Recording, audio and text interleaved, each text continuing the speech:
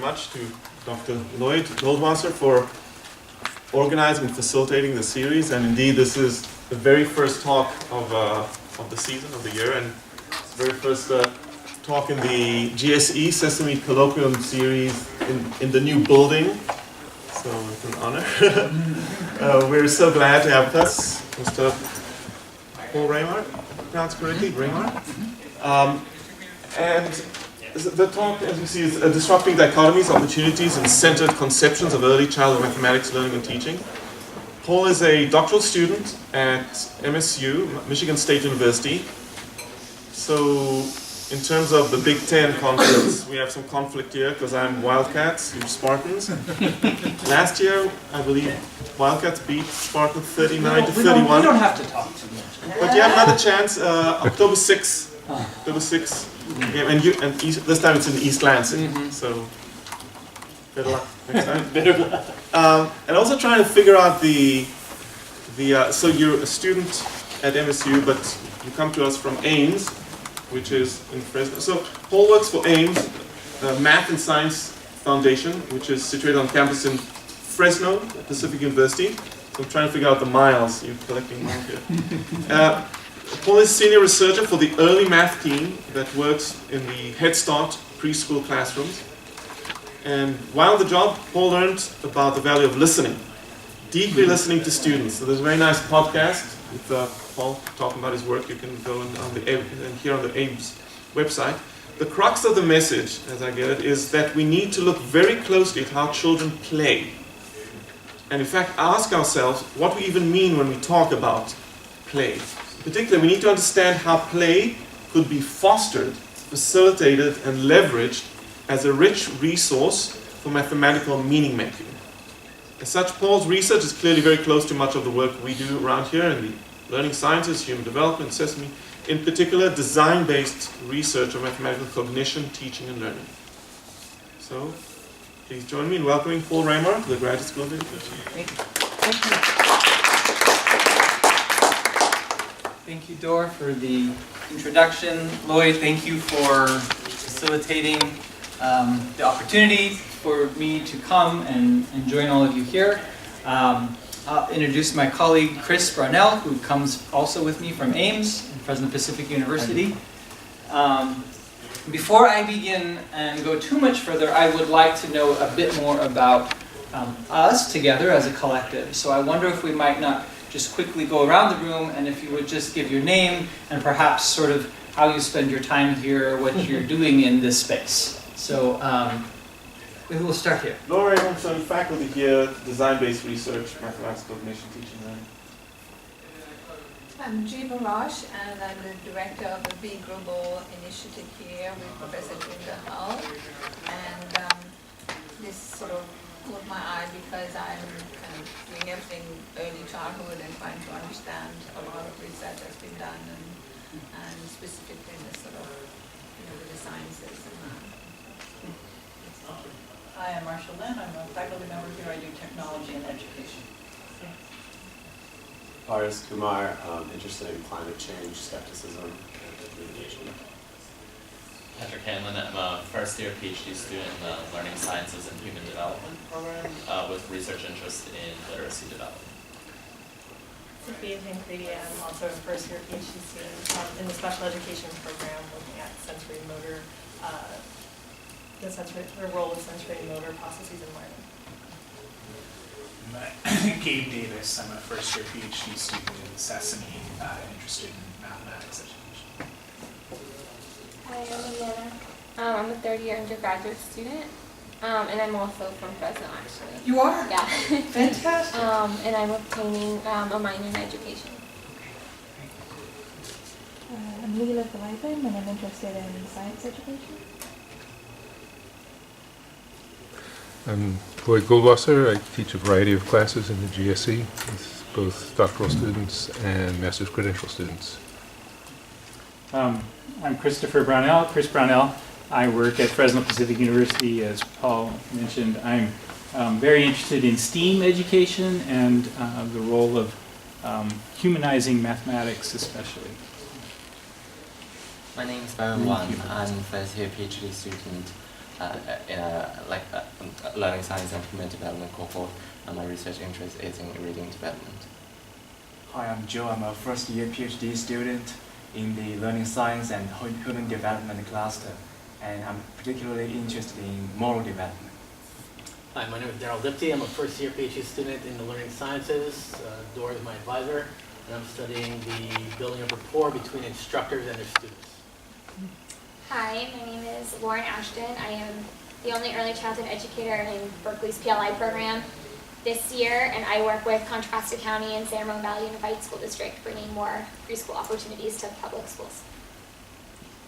Hi, my name is Colette Roberto. I'm also a first-year PhD student in the Learning Sciences and HD department. And I focus on the more equitable design of learning technologies, but I'm also interested in the design of games for learning, so I hope you talk about play and the implications for that as well for learning.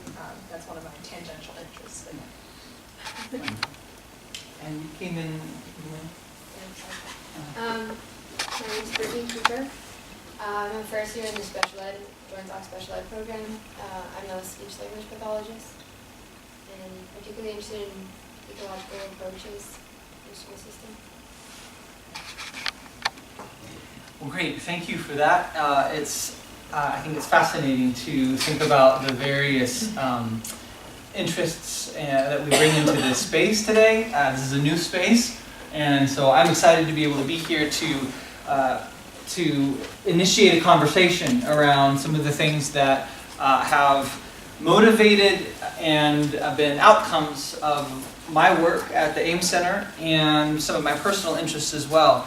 So I do hope that as we open this conversation today that you would feel that there are places or ways for you to interact and to think about your own perspectives in relation to the ideas that I talk about today. And then near the end, we'll have an opportunity to do some activity together, and then I will talk a bit more about ways that we can connect what it is that we're all interested in to some of these ideas.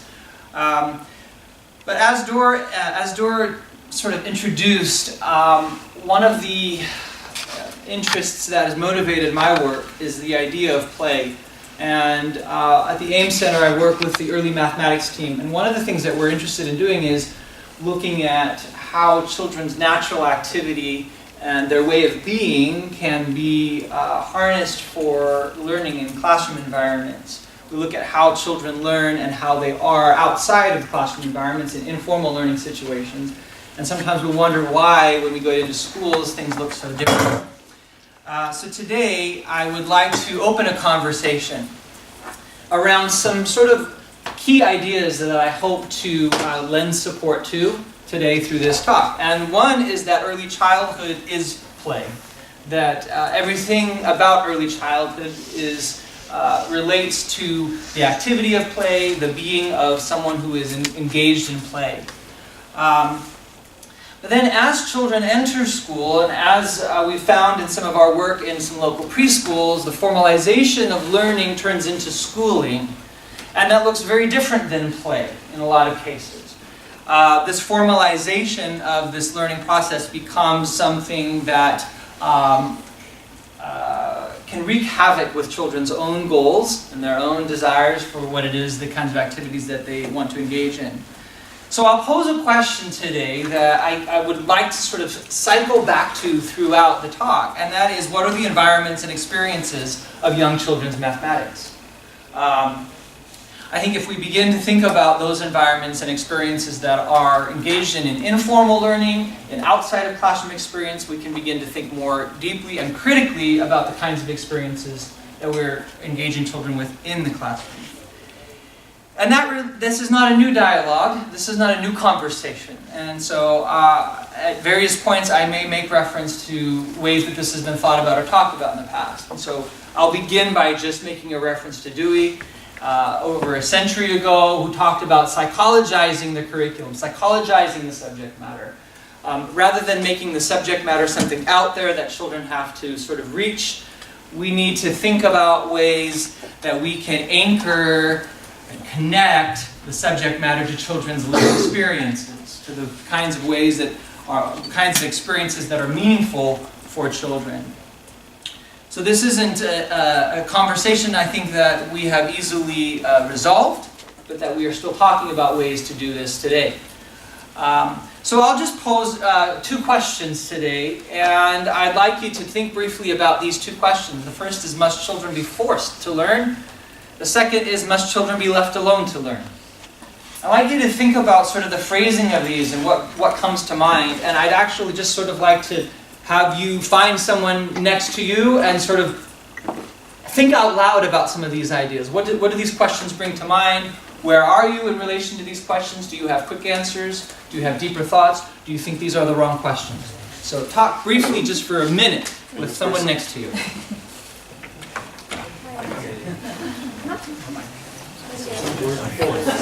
What do you think, Darren?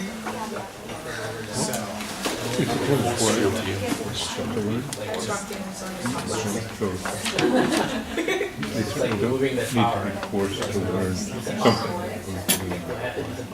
Yeah. We're probably trying to pause it.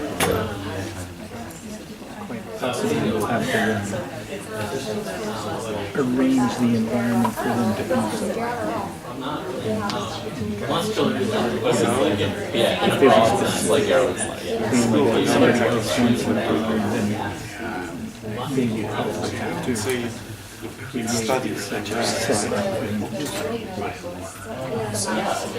we use them studies, get to Force them to participate in activities that learn whatever may come in their minds, and it may be if we're trained completely, if we're not accurate with the rest of the society, throw a child into water. highly functional for them.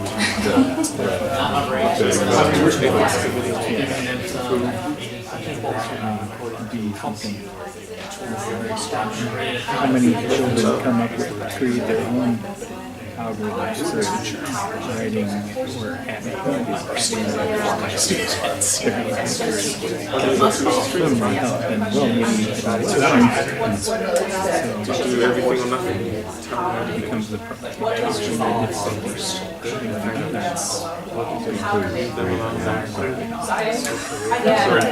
Zero nurture.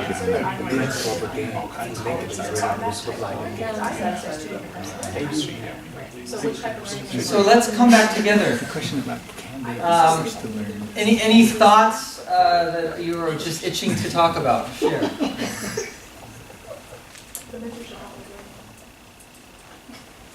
Perspectives or thoughts, responses?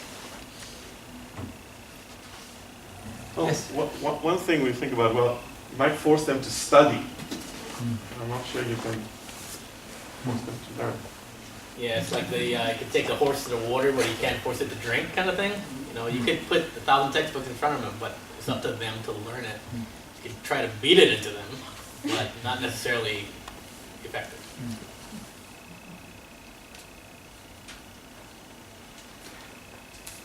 We centered on the idea that if it's something that somebody else wants them to know, then in some way or other they must create the space for them to, and the experience for the child to learn what it is they want them to know. So if I want my child to learn how to add fractions, I have to put something in front of them that would cause them to learn to add fractions.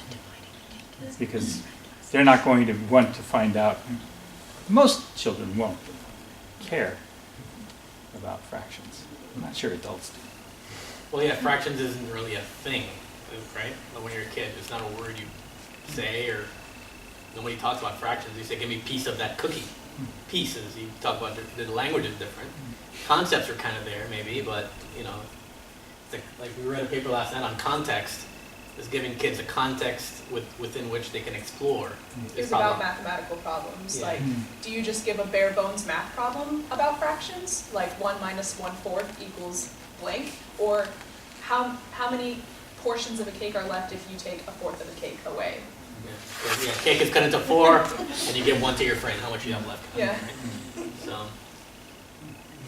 In some ways, right, it seems like the majority of learning happens outside of school, right? It happens just through experience or through interests that we have, right? And that learning is not forced. So yeah, I mean, there's a difference between sort of learning and the curriculum, right? Going back to. Yeah, I think that you're pointing out some of these subtle distinctions that are, and the assumptions and sort of the tacit views that are expressed here about what is it to learn and what is it to force, what is it to be left alone. Dewey said that these two positions are equally dangerous and that there must be something in between. He's very opposed to sort of binaries that would begin to sort of pit one position against the other, but rather say, what is the middle way?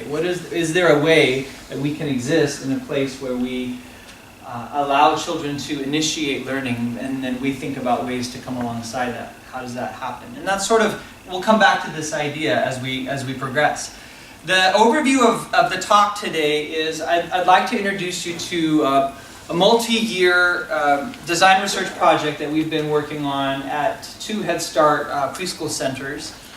This is really it's a partnership. We're investigating the design, the implementation, and the study of professional learning with Head Start preschool teachers around the ideas of mathematics teaching and learning. I'll highlight 2 studies that we've done. One that really focuses on children's mathematics. What is the mathematics of children, and what are the processes, the dispositions, and the ways that they're interacting? The second study focuses more on teachers' conceptions. How are teachers enacting conceptions of mathematics teaching and learning in preschool classrooms, and how do they see their roles in that activity? The next part of the talk, I'll talk a little bit about what I like to call theoretical playing. So about playing, but also theorizing ideas about playing, and some of the pedagogical implications that relate to that. And then finally, we'll close the talk by looking at some particular dichotomies and looking at ways we might disrupt those in favor of finding some tensions that can actually be productive for classroom teaching and learning. Just to frame today, I'd like to talk about teaching and learning. Learning as being change, transformation. Perspectives over the years have argued about what is it that's changing in learning, whether it's particularly just behaviors, is it conceptions, is it the way that the mind is organizing information, is it the way I'm interacting with others? So I'd like to just sort of lay out the theoretical perspectives that sort of undergird and underpin this work are situative perspectives with a real emphasis on participation, interaction in learning. I really love the work of Anna Sfarge. She says the permanence of having, in other words, acquiring knowledge, something that's tangible, that's out there, that could be really grasped and owned, gives way to the idea of doing. So learning as increasing participation in activity. The idea that learning is doing gives us a lens to look more at not just what people are saying, but what they're actually doing in learning environments and the activity that they're taking up. Particularly looking at adaptive and effective behavior. So those are the perspectives that undergird some of the work. So I'd like to first introduce you to our first study. This study was in preparation for working with preschool teachers at these 2 Head Start centers. We wanted to learn more about children's mathematics. We wanted to learn more about how children were interacting with mathematical ideas. In particular, at early childhood, we were looking at how they develop counting, how they look at some particular ideas around spatial reasoning. But for the examples I'll share today, we looked at how children develop number word sequences and how they begin to attach those to countable things, and that process of one-to-one correspondence in order to be able to develop this idea of counting. with the particular goal of finding out how many items there are. So we took some time to look particularly at children's mathematics, to really explore that, in the effort to take advantage of opportunities, learning opportunities in preschool play. But first we wanted to kind of look at the individual child. What does the individual child's mathematics look like? So we based some of this work around ideas in early childhood mathematics, some of the work of Constance Camille, of the idea that children are constructing understanding and developing knowledge as this natural ability to think. Children have this natural inclination to think, and that mathematics is something that they naturally develop as they begin to order and make sense of their environment. And then some of the other work around early mathematics that had to do from Clements and Sarama that had to do with how children begin to develop particular competencies as they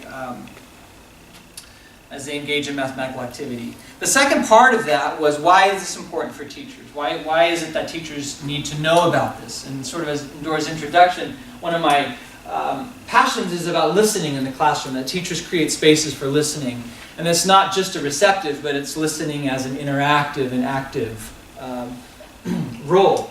And so this responsive listening, it allows teachers to become learners in their classroom as they get to learn from the learners in their classroom, and they learn from those interactions. That was a primary goal in the professional learning that we sought to organize further in the study. But at this point, we're looking particularly at, why is this important? Relating this to the pedagogical skills that teachers need as they recognize children's knowledge, and building on some of the work of teacher noticing, which is really, how do teachers notice activity, and how do they then interpret that and decide how to respond in those classroom activities? That's really the crux of the teaching that we're looking to influence. So again, two questions that sort of framed this work. What is children's mathematics like? What aspects of their counting activity could we observe in some play-oriented interactions? And I say play-oriented interactions because we didn't really engage children necessarily in what we would call true play. And I'll get into some of the ideas around how we might describe that, but we're talking about play-oriented interviews in which we worked with children around particular tasks, and we tried to create playful ways for them to interact with those, although they were still tasks and they were still things that we decided that we wanted to do with children. So in order to produce data for this study, we conducted interviews with 20 preschool children over the course of 12 weeks. And particular goals were to look at the various aspects of children's mathematical activity. So we recorded these videos. They were 10 to 15 minutes long, and we used kind of a similar construct throughout. And then after each week of interviews, we analyzed the episodes for evidence of their children's thinking and what we might do next to provoke that child to think more deeply about a concept, or to be able to develop a more sophisticated way of thinking about counting, a more sophisticated way of thinking about their activity. And then during that analysis, we got together as an interview team and planned some tasks and questions that we would continue. I'll share just a few very short clips from some of the interviews that we... You see the red blocks? Can you count them? 1, 2, 3, 4. How many are there? 1. Okay. Let's try another one. Some yellow ones, right? Can you count those? 1, 2, 3, 4, 9. How many are there? 1, 2, 3, 4, 5. Okay. Let's do a longer one. Whoa, this one's longer. Can you count this one? 1, 2, 3, 4, 5, 6, 7. How many are there? 1, 2, 3, 4, 5, 6, 7, 8, 9. Okay, so feedback or comments. What did you notice from that? She didn't provide any feedback. Say more about that. She just said, okay. Didn't provide any like evaluation for her answer. Didn't provide any feedback for her process either. So I think it was just taking like, she wasn't a participatory observer, she was just like an observer. She gave 2 different prompts and got the same sort of response, even though the student gave different answers. I might follow up on that and say sometimes we don't have to give an explicit prompt, but just by asking the question again, it could be that we're sending the message that maybe we want the child to rethink or correct something. Well, like, where I hear is like this child doesn't really understand the concept of how many of something there is. She just takes that task as I'm supposed to count right now.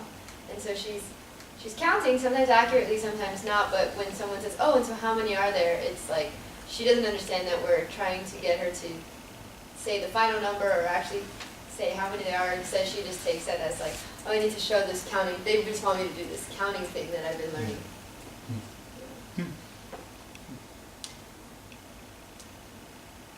What we found is that there are many children, and this aligned with the research, that many children, when asked how many are there, will initiate counting activity. They begin to associate, when I'm asked that question, that's what I do, I count, right?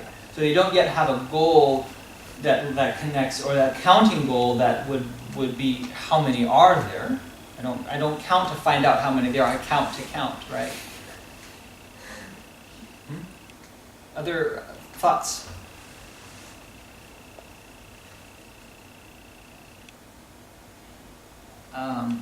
You might have also noticed that in counting them several times, she ended up different final numbers, right? So there's just the idea that the last number said represents the number that was counted. At this point, we would say that she is still developing this number word sequence because some of the number words were not in the right place. And also, as you notice, that one-to-one correspondence wasn't quite there consistently throughout that piece there. Let's look at another one.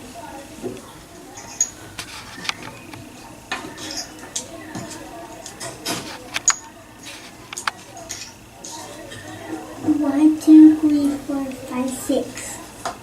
And how many are there? 6. Yes. Okay. Ready? Last one.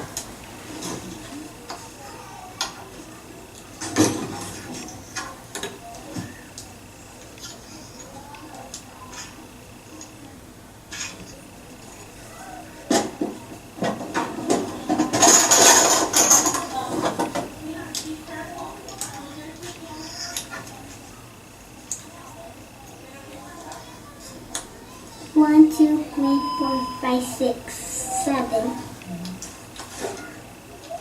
7. Yes. My goodness, that was wonderful. Thank you. So with this task, we were looking at some of the ideas around a term that's called subitizing. It's the idea that children can recognize the number of items in small collections without counting them.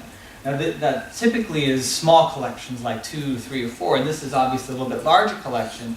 What we were looking at with this was a child's visual and spatial memory for her to be able to see that figure, to reproduce that figure, and then be able to count the items in that figure. And she did that fantastically, and as you can see, also has that last number word, right? She's able to say how many are there. She didn't recount, but she was able to say 6, or she was able to say 7. And we'll look at one last. I'm going to drop these in here, and you're going to tell me how many you hear. Remember we did that before? Yeah. Okay, so ready? Let's counting with that one. Yeah, let's count them. Ready? 1, 2, 3, 4, 5. Okay, this time you're going to close your eyes. Ready? Yeah. And tell me how many you hear. 5.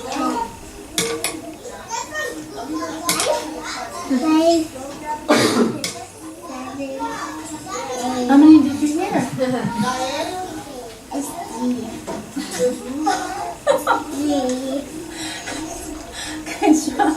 All right, let's do it again. Ready? Close your eyes.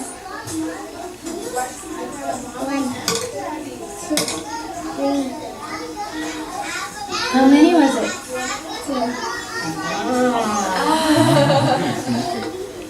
Were you right? Oh, you want to drop some? Yeah. How many are you going to drop? A lot. A lot? Yeah. Okay, what about this honey? Another one.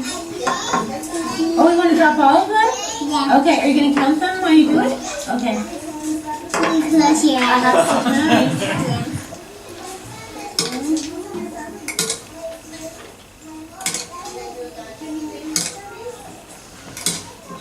How many did you drop? 5. Are you sure it was 5? Yeah. Let me see. Let me see if you really did 5. Let's see. 1, 2, 3, 4, 5. Okay, comments or thoughts from that? What did you observe? I thought this one was the most playful. What made it so? Giggling, and they swapped the tasks. I don't think that was planned. Yeah.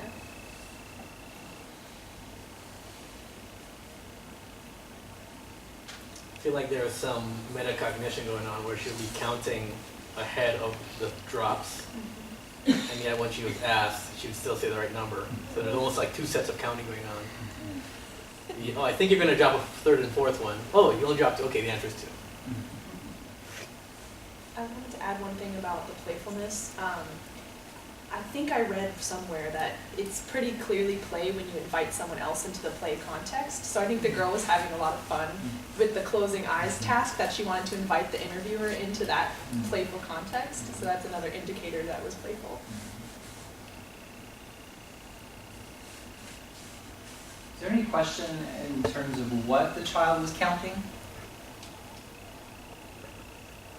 It seemed like she was doing count on rather than counting from scratch. 5, 6, 7, or whatever it was.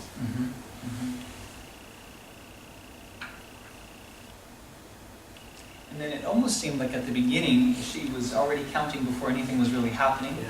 Right. So this, one of the things we found is that children counting of things that are not there for them to see is a more advanced stage of counting.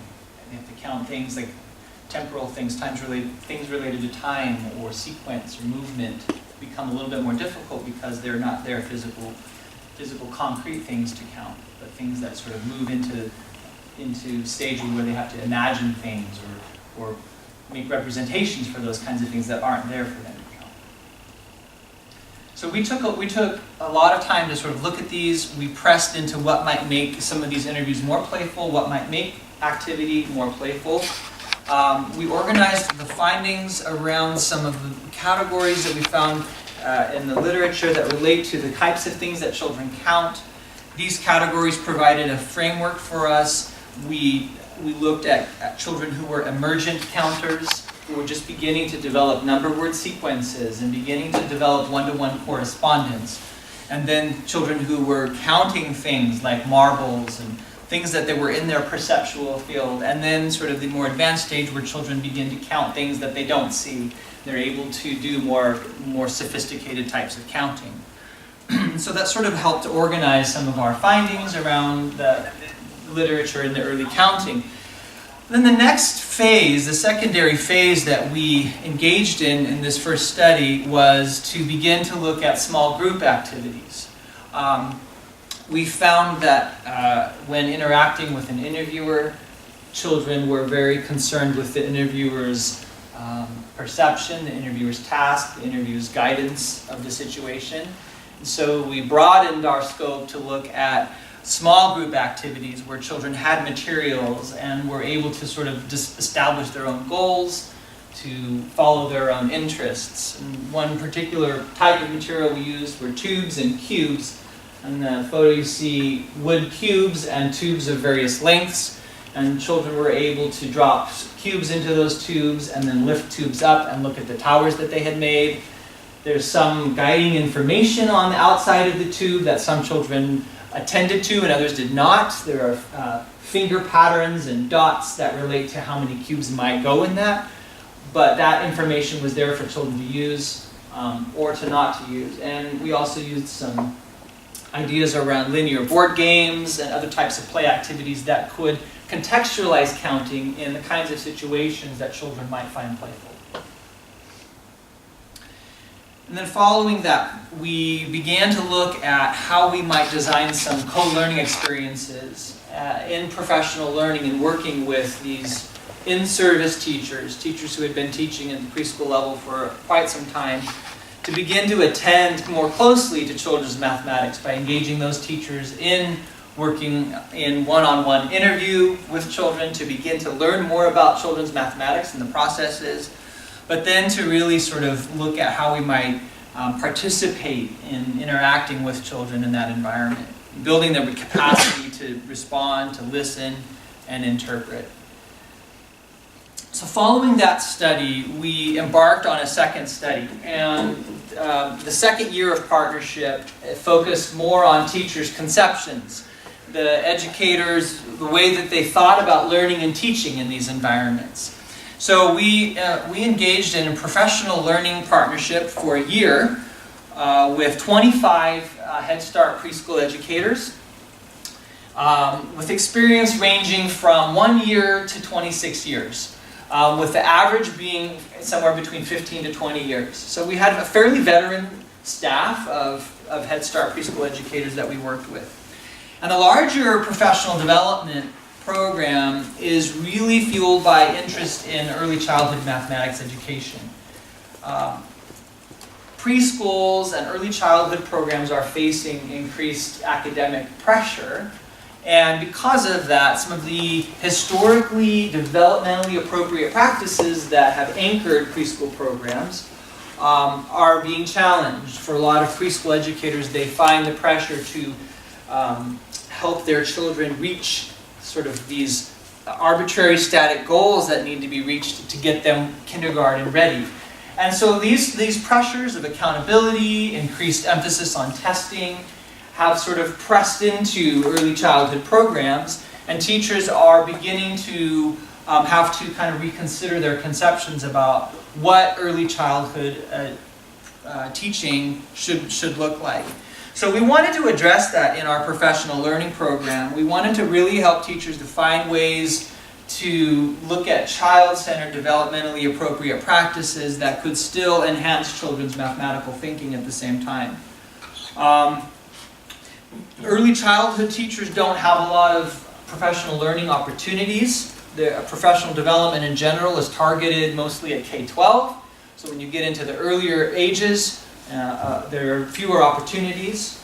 And there has not always been a consistent emphasis on mathematics and on science. There's a lot of emphasis on social and emotional, but to encourage teachers to find ways to develop mathematical thinking with children throughout the day is a challenge, and it was one of our goals, one of our priorities for the program. So we looked particularly at ways we could interact with teachers to develop co-learning experiences around the kinds of things that would happen in a preschool classroom, like a dramatic play area or a baking center with Play-Doh, the kinds of things where children would be playing and interacting and find ways to elicit, to draw out, to interpret, and then to enhance the mathematics that was happening there. We really hoped to, this first year, to understand better teachers' conceptions. And not just sort of the way that they think about teaching and learning, because we know that that doesn't always match up with what we see in practice as teachers engage, but how they enacted these conceptions through their practices in the classroom. So the conceptual framework that guided this study focused on the idea of conceptions. It focused on the idea of the way that teachers viewed their roles and their self-positioning in the classroom. Also, we looked at teachers' knowledge about how children develop mathematical ways of thinking. And so that has to do with how do they develop this knowledge about both the subject that they're teaching, but also about the learners and how the learners might naturally learn some of that content. Building on Schulman's work around pedagogical content knowledge, we looked specifically at Lee's work, which took that and sort of reframed it in her work with preschool teachers. And that had to do with identifying 3 key aspects of pedagogical content knowledge, which is really an awareness of opportunities for mathematical learning, to interpret, and then to enhance children's thinking. And then finally, in terms of our conceptual framework, we used some work by Linda Platas in her mathematical development belief survey that she used with preschool teachers. And one of her categories had to do with the classroom locus of the generation of mathematical knowledge. In other words, where is mathematical knowledge where is that generated in the classroom? Is that locus with the teacher? Is that with the child? Or is it maybe somewhere in between? Our hypothesis was that it probably would be best if we could find somewhere in between, but we'll talk more about that. And then finally, again, as I mentioned, the academic pressure, and so we looked at some of the issues, practical issues that teachers were facing. We established some procedures and routines for the professional learning. We did 20 professional learning sessions with teachers throughout the year. They were 2 hours long, twice a month. We also engaged in coaching, so our research team would visit teachers' classrooms on a weekly basis to walk alongside them in their classroom, to help guide some of their observations and some of their interactions with teachers. One of our main goals was then to not see ourselves as experts. Yes? Sorry, can you go back to your slide or Yes. the question about locus of generation of mathematical knowledge? Yes. I'm wondering if that has to do with like who owns the mathematical knowledge? Because it could be owned by the community. Because you were saying it's just like teacher versus child, but then I was like, well, is it really located in one teacher or one child? No, I think it's like there might be a classroom locus, more intersectional. Was that part of your conceptual framework or not? Definitely, yeah. So we're really interested in exploring the potential for collectivity in that ownership of knowledge. Yeah. So we also wanted to disrupt some traditional notions of professional development. A lot of the research that we looked at talks about how typical professional development falls short when it's prescriptive, or when it's trying to get teachers to adopt certain particular strategies or practices. And so when teachers don't feel like they can see their identities in that work, it really falls flat. So we wanted this learning and the partnership to emerge from our work with teachers, so that we could say, let's engage in this together. So it's not this idea of expert and novice, but we're going to really work together to see how we might re-envision and imagine these environments. One of our goals being to explore these playful environments, activities, and interactions that can support children's mathematical development.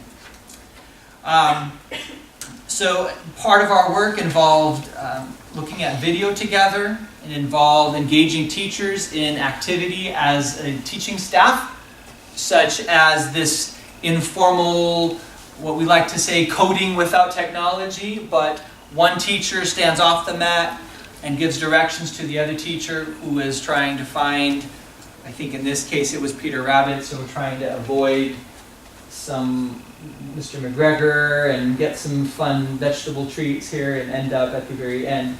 So we looked at ways that we could engage teachers together in playful learning, in the effort that or with the idea that they would then take that into their classrooms and work with children in some of those ways. Our study focused this first year with working with teachers in this professional learning on their conceptions. So we really wanted to look at their conceptions about children's learning and development, and then their roles. We used the thematic analysis, so we really wanted to identify the tensions and the distinctions, and to understand better what their conceptions might be like. For me, this was an interesting piece of work because I think with any sort of qualitative work, I think the researcher must understand that the researcher's interaction with the phenomena changes the phenomenon in some ways. And so for me, being a white male working with a Head Start staff that was all women of color, presented some unique opportunity as well as some challenges in interpretation and contextualization. So I relied heavily on my research team, which included 3 women of color, to help with data collection and relationship building. And as a team, that approach lent some trustworthiness to our study and the ability to be able to more closely interpret participants' experiences. To produce data for this study, we did semi-structured interviews with all of the teachers at the beginning of the year. We recorded the professional learning sessions, and then we did some stimulated recall interviews and classroom observations. Stimulated recall interviews took place at the beginning of the year. And for that, we asked teachers to prepare something in which your children are engaging in mathematics, whatever it might look like for you as a teacher. And we'd like to video record that session. So we went into the classrooms, they had prepared things, we video recorded those, and then afterward we had interviews with the teachers in which we watched that video together, and we asked them to talk about what it was that they were doing, what children were doing, why they made particular decisions, and what they knew about the particular children they were interacting with. As we looked at the data, we began with some a priori themes of interest that were sort of framed by the research questions, knowledge of children's thinking, how they learn, what the teacher's role is. And then throughout that analysis, we did some initial coding. Codes that we started with were engaging and nurturing, which seemed to come to the surface, noticing, adapting, guiding. In terms of their roles, phrases like help or support or guide show how became important ways of describing teachers' practices. And then secondly, related to children's mathematics learning, counting, learning through exploring, participation, developing skills. We paired interviews with observations in order to really try to get at some of the concepts we were looking at with a clearer lens. We did some member checking. In other words, we talked with participants about, does this describe how you practice? Does this statement sound like a way you would describe your teaching? And we were trying to be very transparent about this work in our interpretation and our reporting. So I'll just share highlights from the 3 themes that we found. The first theme was engaging and nurturing. All teachers describe their roles as being engaging and nurturing children, creating environments where children feel safe. In particular, Ella said if a child feels safe, that's when the learning takes place. Maria said if you pressure them, the less they want to do it. And so this was a theme that arose amongst all teachers. But it wasn't just to create safe environments and to nurture, it was the interrelatedness of nurture and engagement. So teachers talked about the importance of nurture in order that children can find spaces for learning. It was this connectedness between nurture and engagement. The second theme was this idea of noticing children's mathematical activity. Nancy noticed how a child would count, and sort of like some of the examples we saw, one child would count 1, 2, and when asked how many, she could say 2, and that surprised Nancy because she had already noticed a lot of children would start counting again. Ella noticed that during play, when you watch children interact, you miss a lot of what goes on because it's moving quickly and it happens so fast, it's more difficult to really notice what's happening. Most of the noticing of children's mathematics happened during structured activity or specific tasks. And then finally, the last theme was guiding children's mathematical learning. One of the things that we found here was that the activities that teachers selected and the things that they did in classroom activity typically did not provide opportunities for mathematical reasoning. Children were performing tasks, completing assignments. One particular task, children had to cut out things and glue them on, and there was very little counting going on, very little reasoning, and children weren't allowed opportunity to explain their thinking or to talk about their activity. And the second finding was that some of the opportunities that teachers provided children, they weren't always anchored in children's natural experiences. So some of what they found, what we found was that children's experiences were not necessarily leveraged for their learning in the classroom. So moving forward with this, some of what sort of we found to be insightful about this work was that the structure of the tasks, the specific competencies that teachers expected, did not always allow for the kind of playful activity that we were hoping for, and that what the findings suggest is that further requirements needed is that spaces. We need spaces for interaction where teachers can learn from children. This idea of spaces and this interaction in early childhood and in preschool led us to this question of what math might teachers observe and build on as children play freely in the classroom. We look back at Linda Platas' work, her framework of the locus of that generation of knowledge. In her study, she found that mathematical development that was child-initiated and teacher-supported was a way to sort of live in a tension between the two, so that the child initiates but the teacher is supportive. And going back to some of the idea of the questions that Dewey posed at the very beginning was that idea of must it be one or the other, or is there a place in between? Brent Davis in his work talks about that as a space for joint action. So what if teacher and learner engaged in joint action in the classroom, in play? How might that look different than the structured tasks and specific competencies that teachers were leaning towards? What possibilities might exist when teachers and students participate together? So we're interested in the idea of this mutual participation. Going forward, we are working again with this group of teachers this current year. We're interested in exploring ways that teachers could open spaces for child-initiated math throughout the day, and then even their conceptions of their roles and how that shapes the interaction. So going forward, we've got some practical work ahead, but we're also interested in some of the theoretical work around this idea of play and what it might look like to go forward with both a theoretical and a practical view of play that is something that we can begin to enact in our preschool classrooms with our teachers. Some of the ideas going forward is the idea that Huizinga posed a while back in his book about this idea of play in society, that play is voluntary. And there's some of these key components of play, these key ways of thinking about it and describing it, and applying that into the classroom to think about what does voluntary work look like in the classroom? What sort of voluntary opportunities are there? Play is linked to beauty and aesthetics. What might that mean for the spaces we create for play? Play involves tension and solution. So how might there be tension that could be involved or placed? Children can be placed into opportunities that involve tension.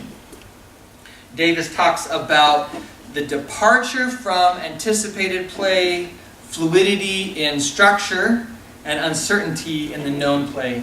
And those are three items or elements that I think that we're hoping will frame our work in the future. There's this idea of departure, this idea of fluidity within structure, and uncertainty within the things that are known. An idea of uncertainty is a difficult one for teachers because classroom learning, teaching is about certainty. It's about what we know, and sometimes those perspectives where teachers see themselves as imparting knowledge to children don't provide for the kinds of opportunities found in uncertainty. Taking a step back, spaces of play might be preschool classrooms, but there are also other spaces of play that we might look at that could inform our work in classrooms. Sacred spaces like sanctuaries that begin to disrupt dichotomies of sacred and human, where both come together into that space. A jazz club where there is structure of rhythm, structure of tempo, structure of chord progressions and scales, but at the same time there's improvisation.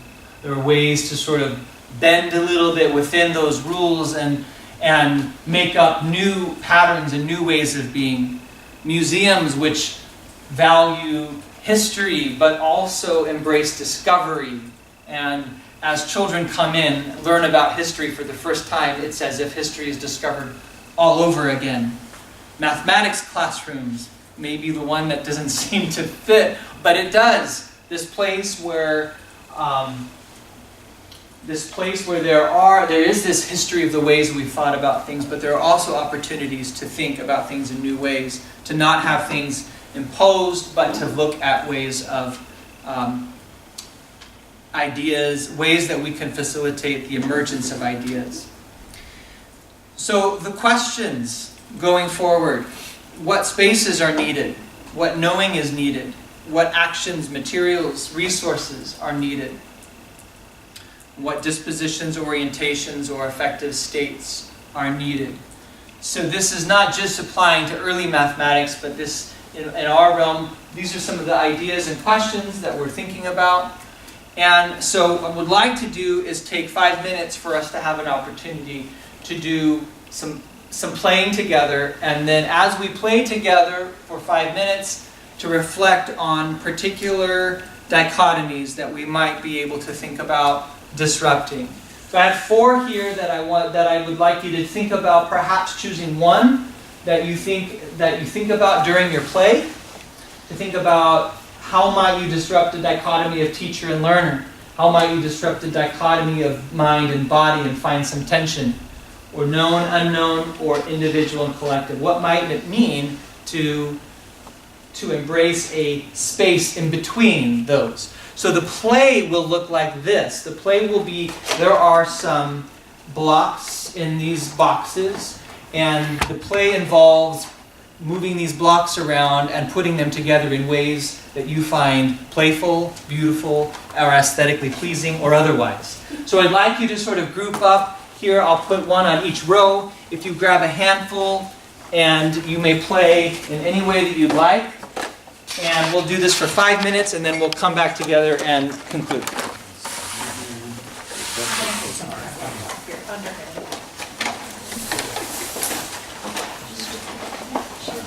Dump them out. Go ahead, just dump them out. Play together. We're getting graded on it. You will be. If you don't play, you will not pass.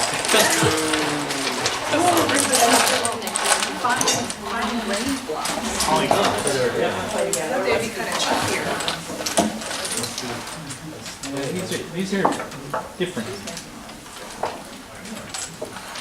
These are 21st century patterns.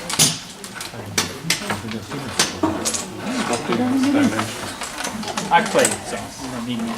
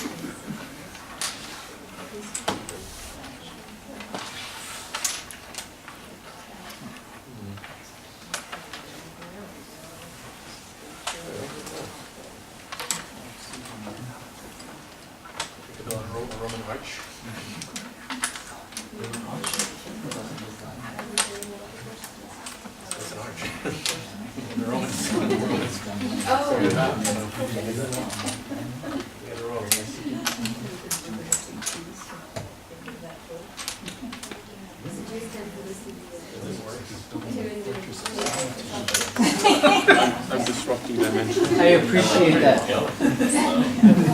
Disrupting dimension. Dimensional disruption.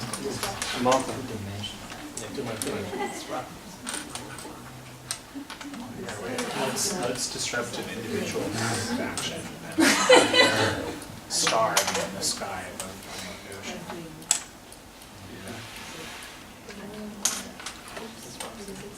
I can disrupt your cultural norms by just messing up this. That would be a very expressive. You might discover a different cultural abnorm. It's funny how it's like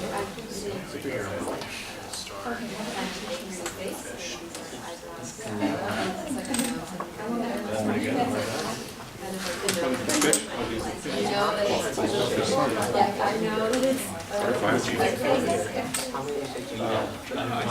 Something. The rows. But you can code It makes that Oh, this one, like, which one of these? So you can't make like a shape with them all the same color. Like American, the small one is not the circle. They all make that blue. Yes, from the larger. Just to keep it. Yes, the two purples will make So what constitutes a permissible sense of being symmetric? Some kind of rhyme for a reason. Oh my god. Fit, right? Standard, efficiency.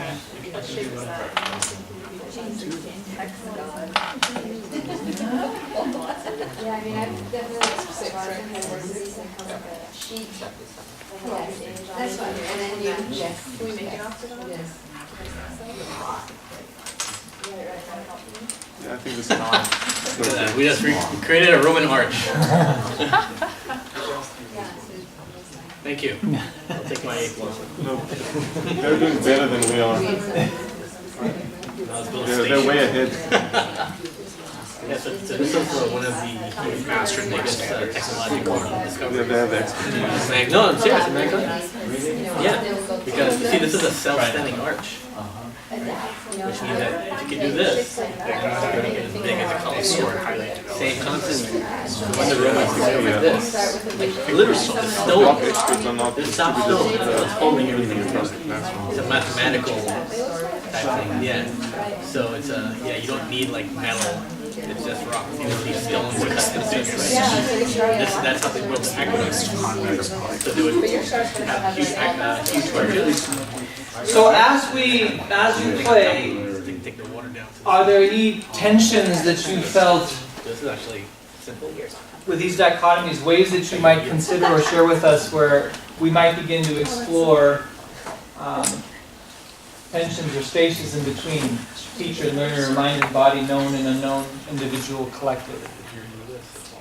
I think we were just curious as to what you consider play. What would be the criteria that you would use to determine that play is a film? So I think as we look around the room, people took different approaches. I think that some decided to keep the shapes flat on the plane, others disrupted dimension and built upward. Right?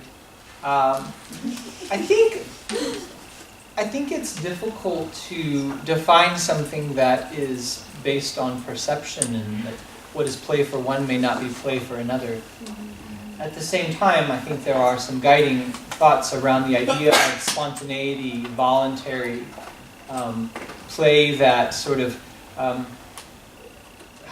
there's a boundary for the play and the play to happen. There's also sometimes temporal boundaries, space within which the play happens.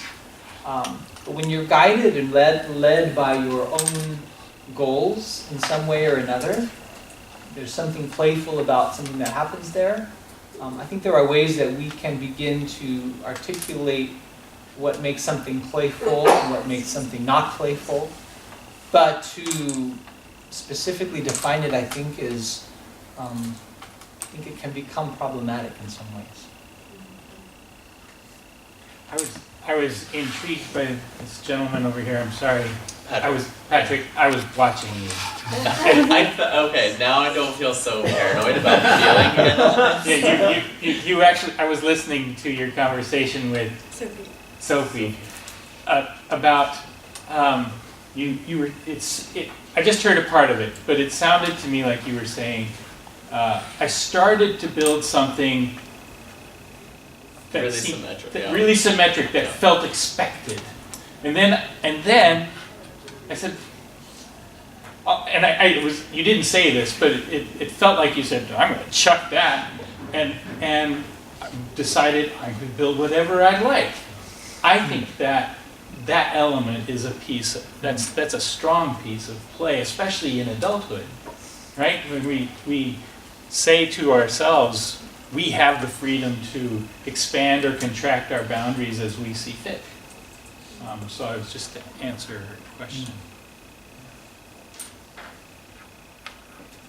Besides, it was a lot of fun listening to her. So empowering. How many of you, oh, go ahead.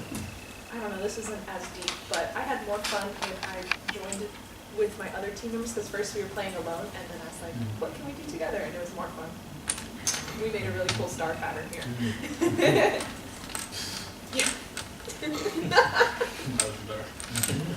But I don't think I would have come up with that alone. Like, he had the idea that there would be stars, and she was the one who was building up, while I was still playing in 2D, so it kind of like came together. Beautiful. It seemed in our group as though each one of us didn't quite know what we wanted to do individually initially, but through exploration we stumbled upon some potential patterns or potential boundaries that were interesting to explore and maybe sort of systematize and formalize. Mm-hmm. So is there a fluidity between individual and collective? There might be opportunity to go back to individual exploration, go back to collective.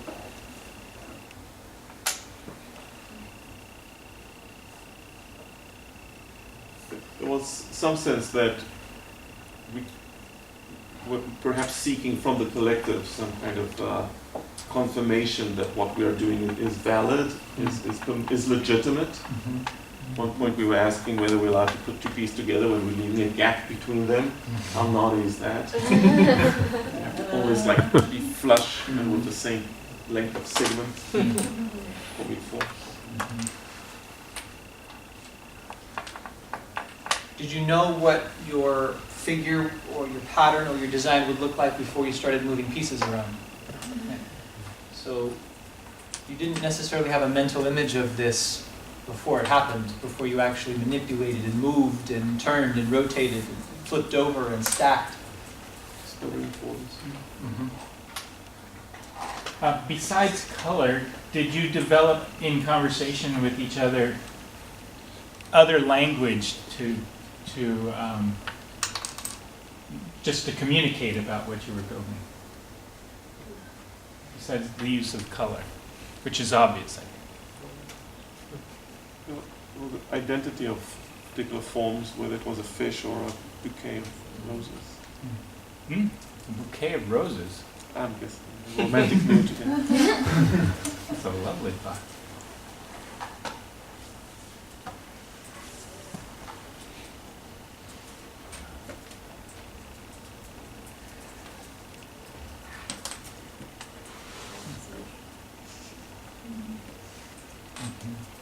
So I think just to sort of take us back to, for some reason I think of Berkeley as being a place where there's more French cuisine than I typically find in other places. I don't know, there's Chez Nice and I've eaten there, and so I think, oh, okay, well, so this last slide I call digestif.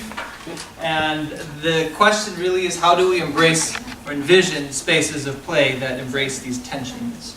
Right? And I think this is a question that, going forward, provides a fruitful space for further research, a fruitful space for pedagogical implication and practice, for ways that teachers might facilitate play, for ways that children might engage in play. I'd like to end with two sort of, I think, conceptual statements by Huizinga. One, play cannot be denied. You can deny, if you like, nearly all abstractions, justice, beauty, truth, goodness, mind, God. You can deny seriousness, but not play. And then finally, in play we may move below the level of the serious as the child does, but we can also move above it in the realm of the beautiful and the sacred. Thank you very much. I would like to just sort of open up a brief time if there are any questions or comments, feedback, or anything related to today. Yes? So I noticed you used the word tension a couple times. And it's all perspective, I suppose. I personally, I see it more like a balancing point between known and unknown. And the words you use, they kind of have effects on how people process them. Tension is like, hey, we're gonna tug of war, right? So perhaps, sometimes you go into the unknown, sometimes you tip into the other zone. So tipping is more like gravity. You just kind of have to like fall into whatever space you fall into. You don't have to do anything. That's something I want to put out there as far as the way you... Idea of balance. Yeah, balance or...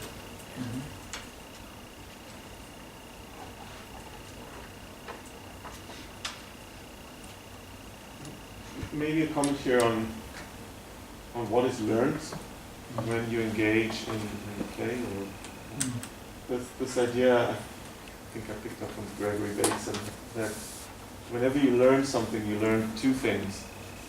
One is you learn, well, the content, a skill or idea or thing that you're supposed to learn, but at the same time, implicitly, you're learning about learning. You're learning who has the authority to teach, who has the authority to decide what you have to learn, what agency you yourself have in choosing what to learn and how. And it is that sort of secondary type of learning that is carried across to other domains. So it's a kind of wide question, and maybe cross-cultural kind of question of two people who have learned the same, it's called content, or they're assessed as knowing as much in mathematics. Only one, or they learned it in very different ways. Could be that one of them is now capable of doing things and believing in themselves, which is very different from the other person.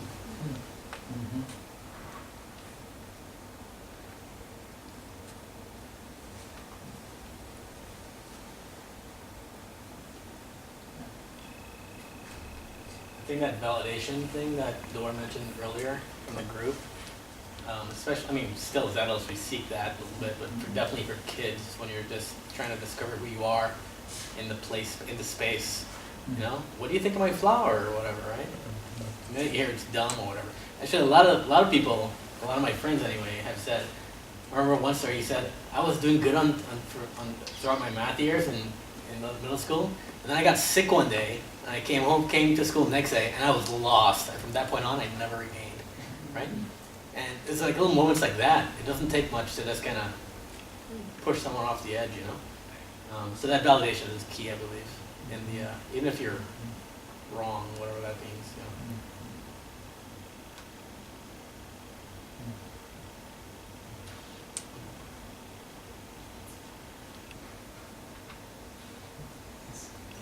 I'm having a little bit of trouble distinguishing, understanding how you distinguish play from just any other kind of activity. So if you gave us these blocks and asked us to make a specific pattern, like a pattern of a flower, would you define that as play or another kind of activity?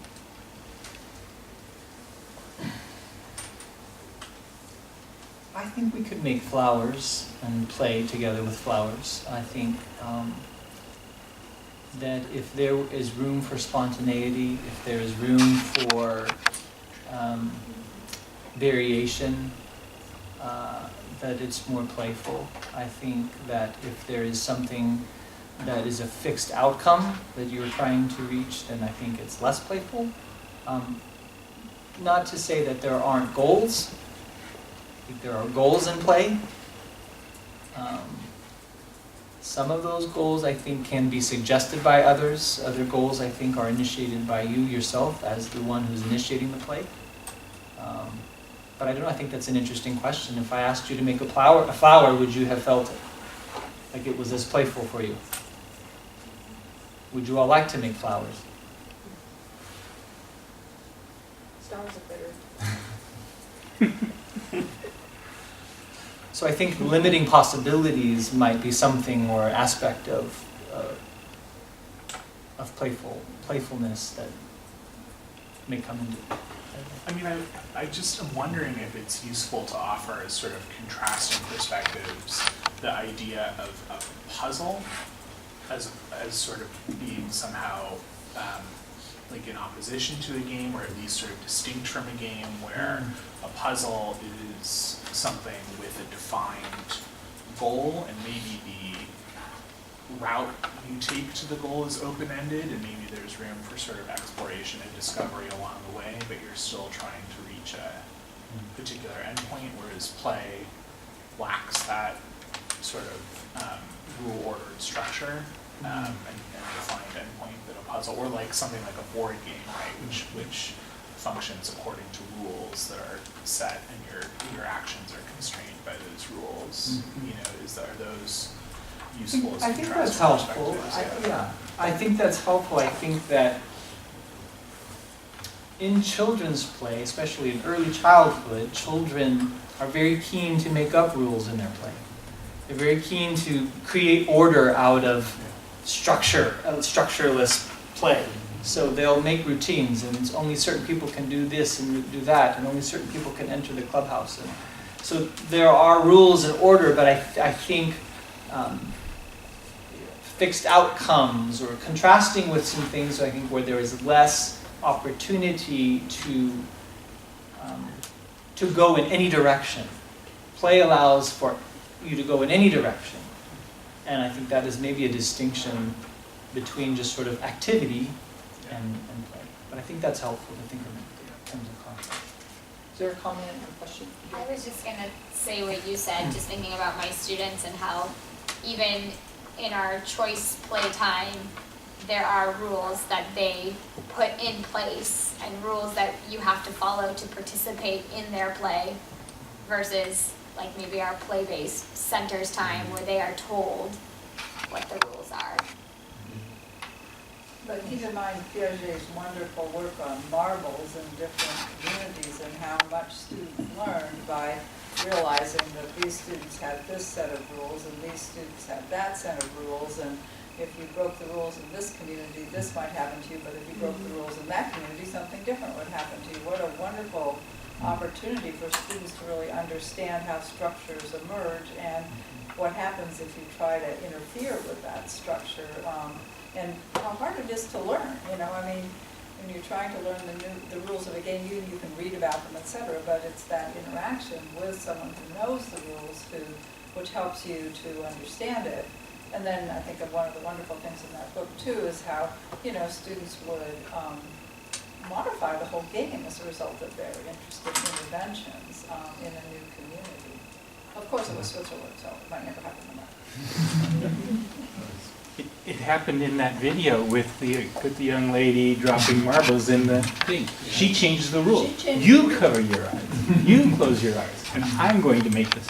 Well, but she sort of wanted to was play very the playful. same game with the experimenter. So the thing that was interesting in the Piaget studies is that, you know, in this village, if you shot a marble from a certain distance, you had to use a certain type of hit. And in another village, that was banned. You weren't allowed to do it. And so there's also actually one of you was working on moral development. And he actually wrote about it as far as moral reasoning. You know, you start to understand the morality of this game, how you can become understand how the rules work. It's really it's written like a novel. It's a wonderful book to read.